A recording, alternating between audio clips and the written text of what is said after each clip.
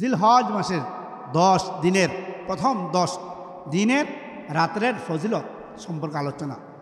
তো আল্লাহ তাআলা বলতেছেন যে 10 রাত্রের কসম, 10টি রাত বান্দারা বিশ্বাস করো অনেক মর্যাদাপূর্ণ, অনেক গুরুত্বপূর্ণ।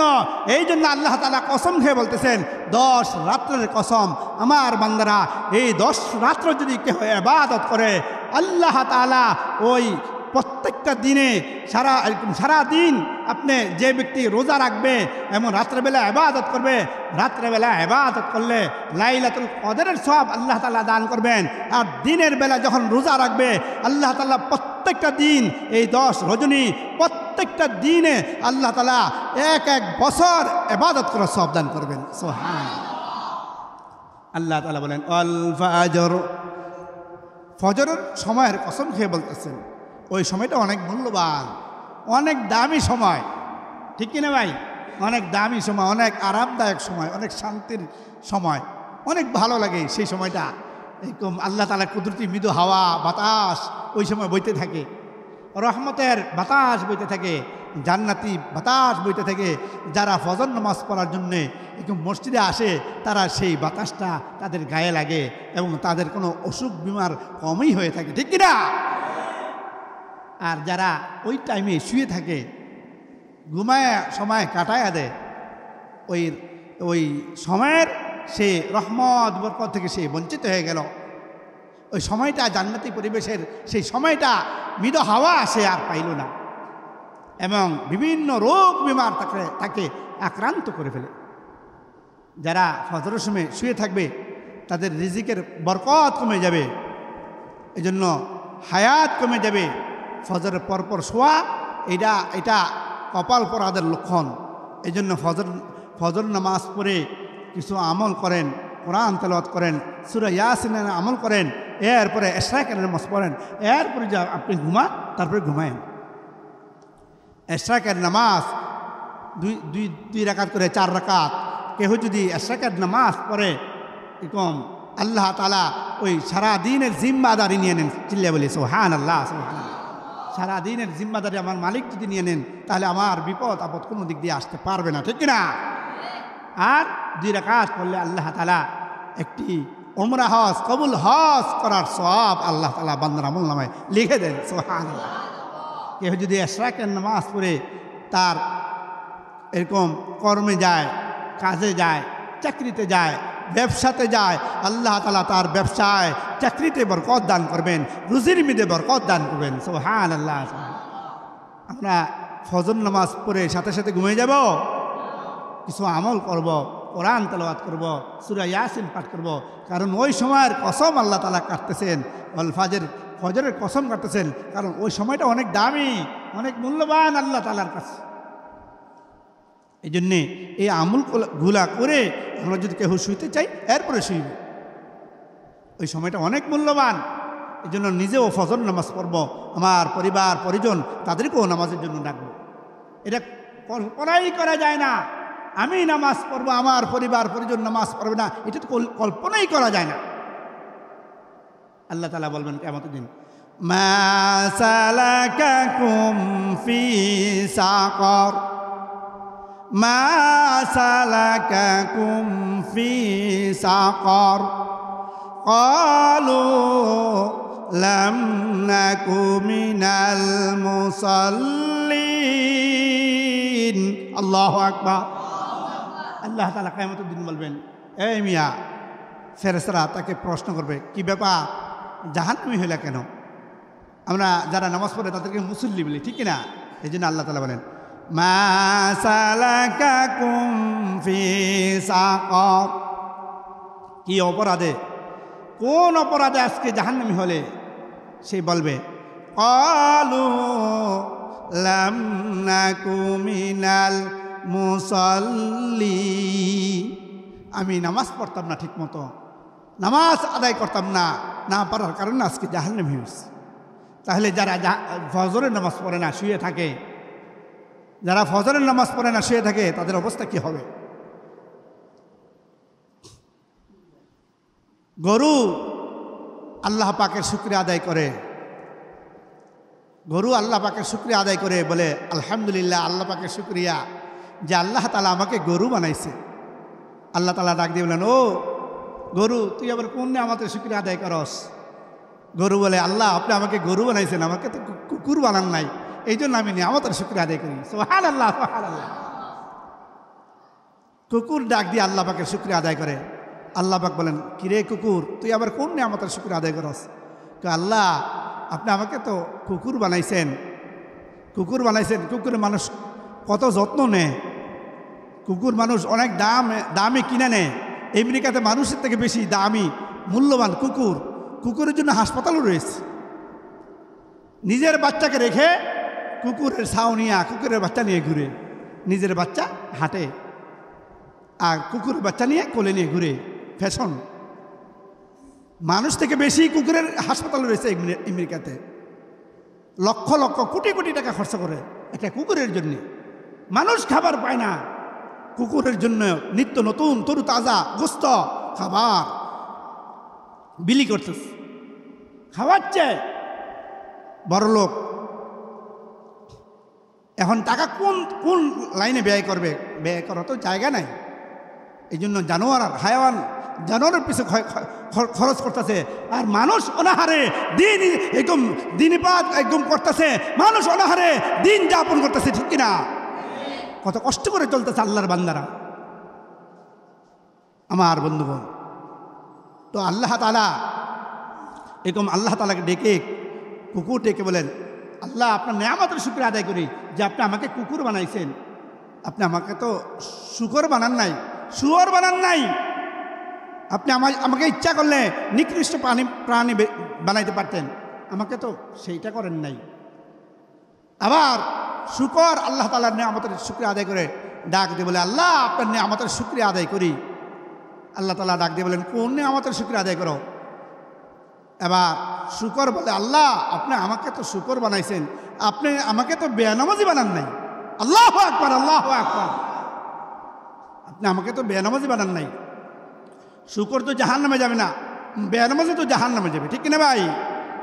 বেনামাজি তো জাহান্নামে যাবে।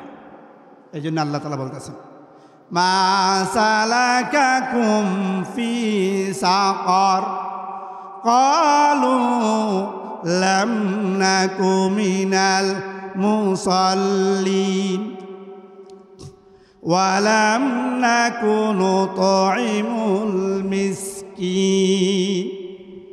এরপরে তাদের আরেকটা অপরাধ যে অসহায় মিসকিন, গরিব, অনাথ, এতিম, বিধবা, তাদের খোঁজ খবর নেওয়া হয় নাই। না নেওয়ার কারণে, তাদের দান সদ্কা না তাদেরকে না করার কারণে জাহান্নামে যেতে হবে।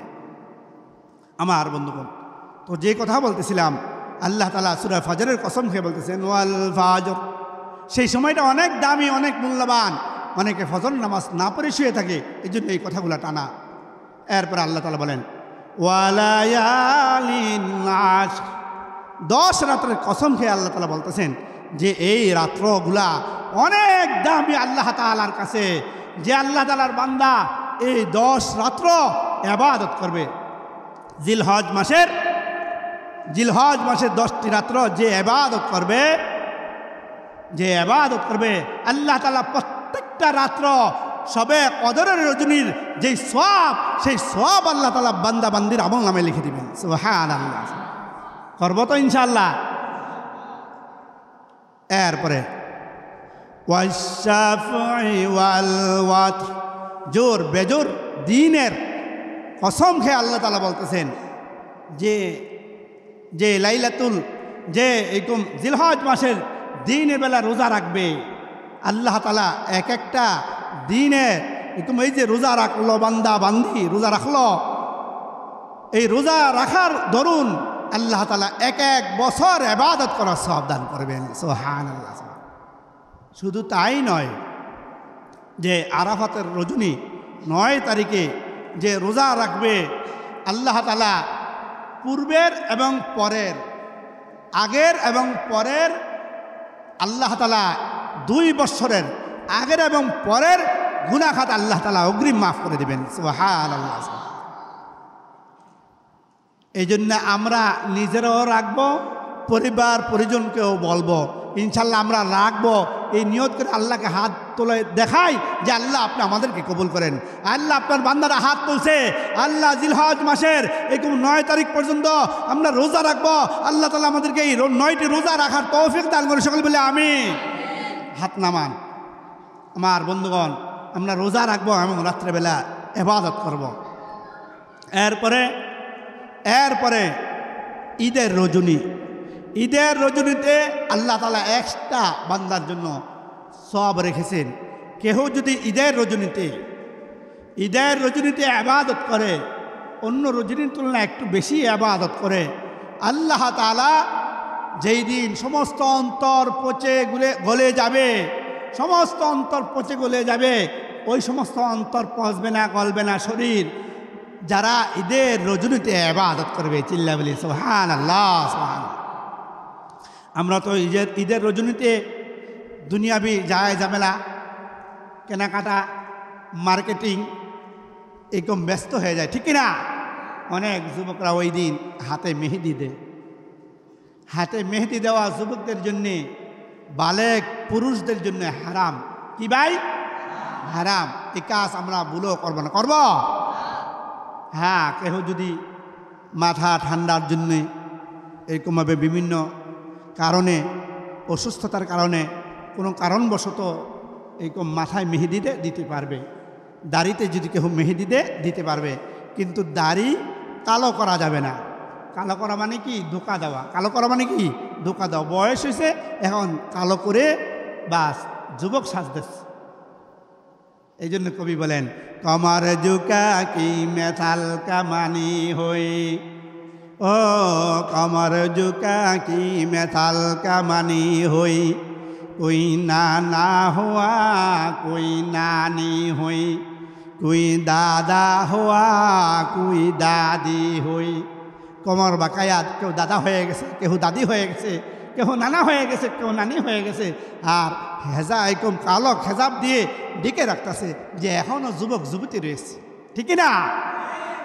আমার বন্ধুগণ, আল্লাহ কবি বলতেছেন, जो तो मेरा तो सब मेरा, मुल्क मेरा जमी मेरी, जो तो मेरा तो सब मेरा, मुल्क मेरा जमी मेरी, अगर एक तो नहीं मेरा तो कोई शई नहीं मेरी। বাদশাহ হুকুম করছেন, বাদশাহ আয়াজকে, গোলামকে অনেক আদর করেন।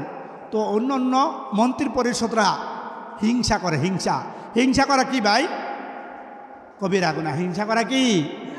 হারাম। এক একটা কবিরা গুনাহ 7,000 বছর জাহান্নামের আগুনে জ্বলতে হবে। কয় হাজার বছর? 7,000 বছর জাহান্নামের আগুনে জ্বলতে হবে। অনেক সময় আমরা খেলায় চলে বলে এরকম টিটকারি করে, দুষ্টমানি করে, মস্কারা করে মিথ্যা কথা বলে ফেলি। এক একটা মিথ্যা কথা জাহান্নামে নিয়ে যাওয়ার জন্য যথেষ্ট। আর মিথ্যার এত দুর্গন্ধ, ফেরেশতারা কয়েক মাইল দূরে চলে যায় যে মিথ্যা কথা বলে। মিথ্যাবাদীর এত দুর্গন্ধ মিথ্যা কথার। এই জন্যে আল্লাহ তাআলা এরকম কোরআন মাজিদে এই কথাও বলছেন, যারা সত্যবাদী, ওয়াকুনু মা'আস সাদিকিন, কুনু মা'আস সাদিকিন, সত্যবাদীদের সাথে থাকার জন্য আদেশ করা হয়েছে। যারা সত্য কথা বলে, সৎ পথে চলে, তাদের কথা মানার জন্যে, সত্য কথা বলার জন্য আদেশ করা হয়েছে। এই জন্য যে কথা বলতেছিলাম, যে বাদশাহ হুকুম করছে যে মন্ত্রী পরিষদরা, তোমরা আমার যে রাজকীয় ব্যবস্থাপনা আছে, এখানে অনেক দামি দামি জিনিস আছে, যে যা ধরবা সে তার মালিক হয়ে যাবা। আজকের দিনে যে যা ধরবা সে তার মালিক হয়ে যাবা। এখন অনেক জ্ঞানী গুণী রয়েছে, তারা এক একজনে এক একটা দামি মূল্যবান জিনিস ধরে মালিক হয়ে গেছে। আর বাদশাহ যাকে আদর করতেন, কালো কুৎসি আয়াস গোলাম, সে বাদশাকে অনেক ভালোবাসত, বাদশাও তাকে ভালোবাসত। কিন্তু অন্যান্য মন্ত্রী পরিষদরা অহংকার করত। তো আয়াস যায় বাদশার মাথায় ধরে বসে আছে। চিল্লা বলি সুবহানাল্লাহ, সুবহানাল্লাহ। বাদশার মাথায় ধরে বসে আছে। এখন অন্যরা হাসতেছে, বলাবলি করতেছে, ওই যে বাদশার মাথায় ধরছে, কি পাইছে? গোলাম না পাইছে। বাদশাহ মাথা ধরে কি পাইল? মগা তো মগই উড়ে গেল। বাদশাহ কাকে ভালোবাসে, কাকে আদর করে? তার তো মাথায় মগজও নাই, গিলুই নাই, সে তো বোকা। আর আমরা কত চালাক মানুষ, দামি দামি জিনিস ধরে বসে আছি, আজকে এগুলোর মালিক হয়ে গেছে। এখন বাদশাহ আয়াজকে জিজ্ঞেস করছে, কি ব্যাপার, তুমি আমার মাথায় ধরে কি পাইলা? আমাকে কেন ধরছো? আমার মাথায় ধরে বসে আসো, কারণটা কি? এবার ওই আয়াজ বলতেছে, যো তো মেরা তো সব মেরা, जो तो मेरा तो सब मेरा, मुल्क मेरा ज़मी मेरी, अगर एक तो नहीं मेरा तो कोई शय नहीं मेरी। বাদশাহ, আপনি যদি আমার হয়ে যান তাহলে এই এরিয়ায় আপনার রাজত্বে যা কিছু আছে সব আমার, আর আপনি যদি আমার না হন তাহলে আমার কিছুই এগুলো আমার না। সুতরাং আপনার মাথায় ধরে বসে আসি, যেহেতু আপনি এগুলার মালিক, সুতরাং আমি মালিককে পেয়ে গেছি, সব কিছু আমার হয়ে গেছে। চিল্লাই বলি সুবহানাল্লাহ। এবার যারা মনে করত, এখন তারা তো বোকা সাজছে, হায়া সে তো ভালো কথাই বলছে, সে তো সুন্দর কথাই বলছে, আমরা না এগুলো মালিক হইতে পারলাম না। আসলে তো সেই হাকিকত মালিক হয়ে গেল। এই কথার দ্বারা এটাই বুঝাইতেছেন যে যে আল্লাহকে পেয়ে গেল সে কেমন যেন সব কিছু দুনিয়ার পেয়ে গেল, আর যে মালিককে পাইল না সে দুনিয়ার কোনো কিছুই পাইল না। ঠিক কিনা আমার বন্ধুগণ? এই জন্য কবি বলেন, সারে দুনিয়া হো মুখালেফ, सारे दुनिया हो मुखालिफ, कुछ नहीं नुकसान है, गम नहीं है, डर नहीं है, जब तेरे रहमान है। समस्त दुनियार मानुष যদি আমার বিরোধিতা হয়ে যায়, আমার কোনো পরোয়া নাই, আমার কোনো টেনশন নাই, চিন্তা নাই, আমার মালিক যদি আমার পক্ষে থাকে। ঠিক কিনা? আর সমস্ত মানুষ যদি আমার পক্ষে হয়ে যায়, আর আমার মালিক যদি আমার পক্ষে না থাকে, তাহলে এই পক্ষ দিয়ে আমার কোনো লাভ হবে না। ঠিক কিনা?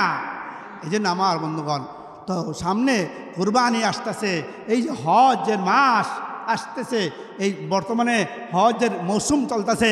যারা হজে যাবে, বাইতুল্লাহ শরীফে যাবে, তারা কিন্তু অনেকে চলে গেছে, অনেকে রওনা দিবে, অনেকে প্রস্তুতি গ্রহণ করতেছে। ঠিক কিনা ভাই?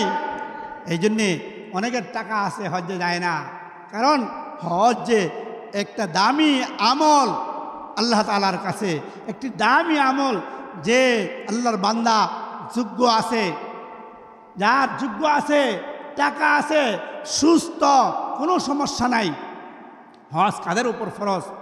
যে সুস্থ সবল এবং তার টাকা আছে, যাওয়ার মতন আসার মতন টাকা আছে, প্লেন দিয়া যাওয়ার মতন টাকা আছে, আসার মতন টাকা আছে, তার কাছে ভাড়া আছে, এরপরে ফ্যামিলি যারা আছে তাদের বরণ পোষণ দিয়া সে সুস্থ, সরকারিভাবে কোনো বাধা বিপত্তি নাই, সে সুন্দর করে যাইতে পারে।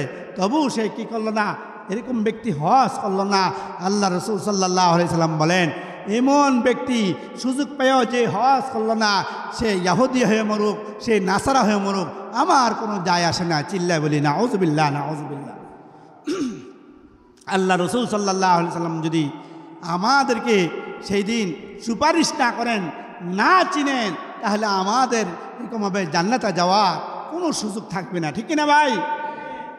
এই জন্যে এরপরে কুরবানির মাসায়েল, ফজিলত সব বলবেন ওলামায়ে কেরাম। আমি বিন্দু একটু টাচ দিয়ে যাচ্ছি, হজ্জের ফজিলতের একটু টাচ দিলাম। আমার এগুলো বলার উদ্দেশ্য না, যেহেতু আমরা আল্লাহকে কিভাবে পাবো, আমরা আল্লাহকে কিভাবে পাবো? আল্লাহকে পাবো হলো আমরা ছোট্ট থেকে ছোট্ট একটা নেক আমল আমরা ছাড়ব না, আর ছোট্ট থেকে ছোট্ট একটা গুনাহ আমরা করব না, তাহলে আল্লাহ তাআলা আমাদেরকে ওলি বানায় দেবেন। চিল্লায় বলি সুবহানাল্লাহ। এই জন্য সামনে কুরবানি আসতেছে। আল্লাহ তাআলার কাছে এই কুরবানির দিন কুরবানি করার চেয়ে উত্তম আমল আর কোনো কিছু নাই। চিল্লায় বলি সুবহানাল্লাহ, সুবহানাল্লাহ। এই জন্য আমরা কুরবানি দিব। যাদের ওপর কুরবানি ওয়াজিব, কুরবানির দিনগুলোতে যাদের কাছে এরকম একটা বকরি কেনার মতন সামর্থ্য থাকবে, টাকা থাকবে, তাদেরও কুরবানি দেওয়া প্রয়োজন, দরকার। কারণ আল্লাহ তাআলা যে একটা বকরি কুরবানি দিল, এই বকরির পশম যতগুলো আছে, প্রত্যেকটা পশমের বিনিময়ে আল্লাহ তাআলা এক একটা নেকি দান করেন। চিল্লায় বলি সুবহানাল্লাহ, সুবহানাল্লাহ। গরুর পশম, উটের পশম আছে, এই প্রত্যেকটা পশমের বিনিময়ে আল্লাহ তাআলা নেকি দান করেন। এই জন্য আমরা কোরবানি দিব। অনেকে কোরবানি সময় কি করে আকিকা দেয়, কুরবানি দেয় না আকিকা দেয়।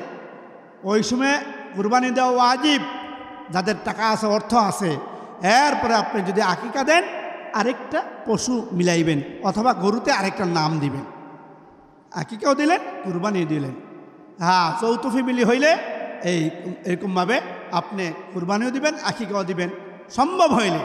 অনেকে কেউ যদি ঋণ করেও কুরবানি দেয়, আল্লাহ তাআলা এই ঋণ পরিশোধ করার তৌফিক দান করবেন। সুবহানাল্লাহ, সুবহানাল্লাহ। অনেকে সারা জিন্দেগি খালি কুরবানির গোশতই খেয়ে যাচ্ছে, কুরবান দেওয়ার মতন তৌফিক হয় না, অর্থাৎ তার কোনো আগ্রহই নাই, এরকম আমলের প্রতি তার এরকম আসক্তই নাই। আল্লাহকে খুশি করার মতন বা আমল এরকম কুরবানির মতন একটা এত বড় বৃহৎ আমল সে করবে, তার কোনো নিয়তই নাই, ঠিক কিনা ভাই? এই জন্য তার তৌফিক হয় না। এই জন্যে আল্লাহ তাআলা, শয়তান অনেক বড় আবিদ ছিল, শয়তান অনেক বড় আলিম ছিল, শয়তান অনেক বড় আরেফ ছিল, কিন্তু শয়তানের কাছে একটা জিনিস ছিল না, শয়তান আশেক ছিল না। শয়তান কি ছিল না ভাই? শয়তান আশেক ছিল না, শয়তান আবেদ ছিল, অনেক ইবাদত করত। শয়তান এরকম আরেফ ছিল, শয়তান আল্লাহকে চিনত। শয়তান আবেদ ছিল, শয়তান আলেম ছিল, সে অনেক কিছু জানত। আলেম ছিল, সে অনেক কিছু জানত, কিন্তু শয়তানের কাছে একটা জিনিস ছিল না, শয়তান আশেক ছিল না, মাওলার আশেক ছিল না। আশেক না থাকার কারণে সে আল্লাহকে পায় নাই, ঠিক কিনা? এই জন্য আপনি আবেদ হইলেন, অনেক ইবাদত করলেন, আপনি আলেম হইলেন, অনেক শিক্ষা গ্রহণ করলেন, আপনি আরেফ হইলেন, আল্লাহকে চিনলেন, কিন্তু আশেক হইলেন না, মাওলার আশেক হইলেন না, আপনি জান্নাতেও যেতে পারবেন না। এই জন্য আল্লাহর আশেক হইতে হবে। এরকমভাবে নেকের লোভ আপনার অন্তরে থাকতে হবে, যে কোন কাজটা করলে আমি একটা নেক পাবো। ছোটোখাটো একটা নেক আমল একটা সে ছাড়বে না, ছোট্ট থেকে ছোট্ট একটা নেক আমল সে ছাড়বে না, ছোট্ট থেকে ছোট্ট একটা বদ আমল গুনাহের কাজ করবে না। তবে আল্লাহ ওয়ালা হওয়া, আল্লাহর ওলি হওয়া আল্লাহ তাআলা তার জন্য সহজ করে দিবেন। সুবহানাল্লাহ, সুবহানাল্লাহ। আমার বন্ধুগণ, আমরা অনেক কিছু জানলাম, অনেক কিছু জানি, কিন্তু মানলাম না। এই জন্য শুরুতে একটা হাদিস সামনে পাঠ করেছিলাম। আল্লাহ রাসূল বলেন, ক্বালা রাসূলুল্লাহি সাল্লাল্লাহু আলাইহি ওয়াসাল্লাম, কুনু মিন আবনাইল আখিরাহ ওয়া লা তাকুনু মিন আবনাইদ দুনিয়া। আল্লাহ রাসূল সাল্লাল্লাহু আলাইহি ওয়াসাল্লাম ইরশাদ করেন, তোমরা এরকমভাবে কুনু মিন আবনাইল আখিরাহ, তোমরা আখিরাতের সন্তান হও, তোমরা আখিরাতের সন্তান হও। এখন বলতে পারেন, হুজুর আখিরাতের সন্তান আবার কারা? আখিরাতের সন্তান হলো যারা শুধু আখিরাত চায়, আখিরাত চায়, যারা আখিরাত নিয়ে ব্যতিব্যস্ত, যারা আখিরাত পেয়ে সন্তুষ্ট। দুনিয়া পাইলাম আর খাইলাম, পাইলাম আর না পাইলাম, এতে তার কোনো পরোয়া নাই। আল্লাহকে কিভাবে পাবে, কিভাবে নেক আমল করে সন্তুষ্ট করে আল্লাহকে সন্তুষ্ট করে কবরে যাবে, তার এই চিন্তা। এই জন্য আল্লাহ রাসূল বলেন, কুনু মিন আবনাইল আখিরাহ, তোমরা আখিরাতের সন্তান হও। ওয়ালা তাকুনু মিন আবনাইদ দুনিয়া, তোমরা দুনিয়ার সন্তান হয় না। দুনিয়ার সন্তান তো হলো তারা যারা শুধু দুনিয়া করে, দুনিয়া নিয়ে ব্যতিব্যস্ত থাকে, শুধু দুনিয়া এরকম কেমনে কামাই করবে। 10 তলা বিল্ডিংয়ের মালিক, আবার চিন্তা করো আমি একটা বিল্ডিংয়ের 10 তলা বিল্ডিংয়ের কেমনে মালিক হব। একটা ইন্ডাস্ট্রিজের মালিক আবার চিন্তা করে, তার চিন্তা মনের মাঝে যে আরেকটা ইন্ডাস্ট্রিজের মালিক কীভাবে হব। একটা 5 তলা বিল্ডিংয়ের মালিক আবার চিন্তা করে আরেকটা বিল্ডিংয়ের কীভাবে মালিক হব। একটা দোকানের মালিক আবার চিন্তা করে আরেকটা দোকানের মালিক কীভাবে হব, তাহলে তো আমি বাড়ি এরকমভাবে ভাড়া দিয়ে আমি চলতে পারবো। এই যে দুনিয়ার লোভ, দুনিয়ার আসক্ত। এই জন্য শেখ সাদি রহমতুল্লাহি আলাইহি বলেন, আধা খানা রুটি যদি পায় নেক লোক, আধা খানা রুটি যদি পায় নেক লোক, 10 জনে মিলে খায় তাতে পায় সুখ। রাজা যদি 7 রাজ্য করে অধিকারে, রাজা যদি 7 রাজ্য করে অধিকারে, তবু জয়ের নেশা নাহি সারে তারে। আরো চাই হা হুতাশ করে, এ নিশা যাবে না তাহার না গেলে কবরে, ঠিক কিনা? আধা খানা রুটি যদি পায় নেক লোক, 10 জনে মিলে খায় তাতে পায় সুখ। অল্প একটু রুটি যদি নেককার লোক তার কাছে থাকে, সে কয়েকজনে মিল্লা এই রুটিটা বন্টন করে খায়, এটা তাতে সুখ পায়, ঠিক কিনা? রাজা যদি 7 রাজ্য করে অধিকারে, তবু জয়ের নেশা নাহি সারে তারে। ওই যে একটা রাষ্ট্র দখল করছে, মালিক হয়েছে, আবার তার মাথায় টেনশন, চিন্তা, আরেকটা দেশ কিভাবে আমি দখল করব, কিভাবে ওই রাষ্ট্র আমি দখল করব, তার এটা টেনশন। 10 তলা বিল্ডিংয়ের মালিক, আবার টেনশন আরেকটা বিল্ডিংয়ের কীভাবে মালিক হবে। একটা ইন্ডাস্ট্রিজের মালিক, আবার চিন্তা তার মাঝে আরেকটা ইন্ডাস্ট্রিজের মালিক কীভাবে হওয়া যায়। হালাল আর হারাম নাই, আমার টাকা দরকার। আরো চাই হা হুতাশ করে, এই নিশা যাবে না তার না গেলে কবরে, ঠিক না? এই নিশা শেষ হবে না, এই থেকেই যাবে। এই নিশা যেই পর্যন্ত এই দেহ থেকে রুহ না যাবে, আপনি আমি এই দুনিয়া থেকে বিদায় গ্রহণ না করব, এই আশা ভরসা থেকেই যাবে, ঠিক না ভাই? এই জন্য কবি বলেন, রঙিনে পৃথিবী নয় আসল ঠিকানা, রঙিন এই পৃথিবী নয় আসল ঠিকানা, কবর দেশের যাত্রী সে যে সবার শেষ ঠিকানা। ইমানের পুণ্য নিয়ে যাও এগিয়ে, আসবে তোমার জয় জয় জয়। কোরআনের বৈঠা ধরে সামনে চলো, আসবে তোমার জয় জয় জয়। দুদিনের দুনিয়া বেশি দিনের নয়, ঠিক কিনা ভাই? আমার বন্ধুরা, আমার সময় তো শেষ, আমার কথা বলার টাইম যে যা দিয়েছিল টাইম শেষ। এর আগে পরে যদি কিছু বলা যায়, ওই যে হজরতরা এসে পড়ছেন। আলহামদুলিল্লাহ, আল্লাহ তাআলা আমাদেরকে কোরআন এবং হাদিস থেকে যে আলোচনাগুলো করবার তৌফিক দান করলেন, সকলকে আল্লাহ তাআলা আমাদেরকে আমল করার তৌফিক দান করলেন। সকলে বলে আমিন। ওয়া আখির দাওয়ানা আলহামদুলিল্লাহি রাব্বিল আলামিন। আসসালামু আলাইকুম ওয়া রাহমাতুল্লাহ।